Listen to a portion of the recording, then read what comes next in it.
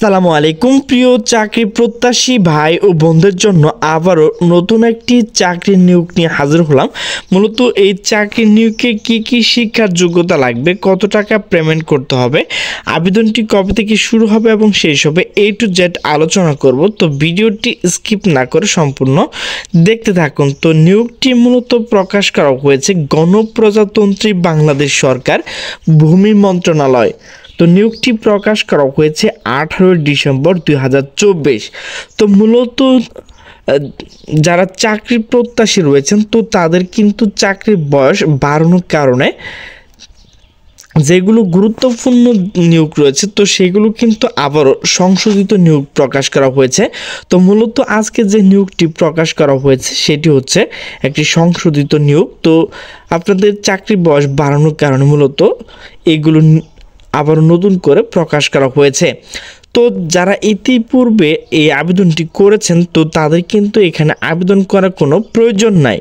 তো ভূমি মন্ত্রণালয়ের রাজস্ব খাতভুক্ত ব্যবস্থাপনা বিভাগের নিয়োগযোগ্য শূন্য পদ বিপরীত জাতীয় বেতন স্কেল 2015 অনুযায়ী 14তম গ্রেড নিম্নবর্ণিত স্থায়ী পদে সরাসরি জনবল নিয়োগের লক্ষ্যে প্রকৃত বাংলাদেশ নাগরিকের মধ্য থেকে সম্পূর্ণ প্রার্থী পদের পাশে বর্ণিত যোগ্য নিকট হতে শর্ত সাপেক্ষে অনলাইনে এখানে যে ওয়েবসাইটটি রয়েছে MINLAND.টেলিটক.com.bd এই ওয়েবসাইটে ঢুকে কিন্তু আপনাকে আবেদনটি করতে হবে।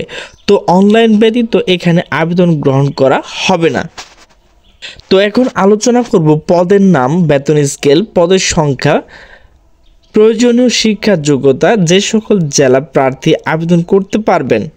তো প্রথমে রয়েছে সার্বিয়ার, গ্রেড হচ্ছে 20, বেতন হচ্ছে 24,680 টাকা। এখানে কিন্তু 238 জন লোক নেওয়া হবে।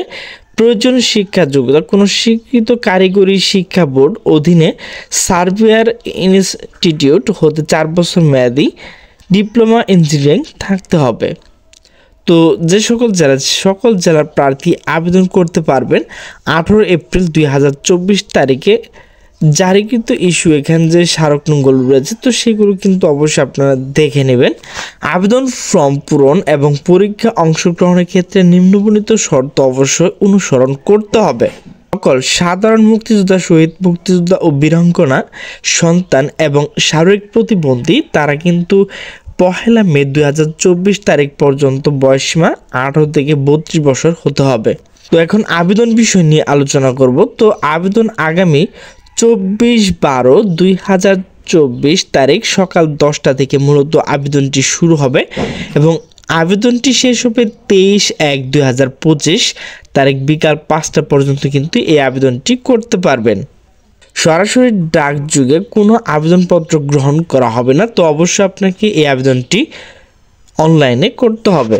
তো এখানে কিন্তু আপনাকে কিছু কাগজপত্র জমা দিতে হবে। তো দেখেন অনলাইন পূরণকৃত আবেদনপত্র 2 কপি, পাসপোর্ট সাইজের ছবি, সকল শিক্ষাগত যোগ্যতা এবং সরকারি আধা সরকারি সাহিত্য কর্মকর্তা প্রার্থী ক্ষেত্রে যথাযথ কর্তৃপক্ষ প্রদত্ত অনাপত্তিপত্র লাগবে। এরপর ইউনিয়ন পরিষদ, ওয়ার্ড কাউন্সিলর, নাগরিকত্ব সনদ, জন্ম নিবন্ধন, জাতীয় পরিচয়পত্র, মুক্তিযুদ্ধ থাকলে মুক্তিযোদ্ধার যে সার্টিফিকেটগুলো রয়েছে তো যে মন্ত্রণালয় রয়েছেন সেই মন্ত্রণালয়ের সার্টিফিকেট লাগবে।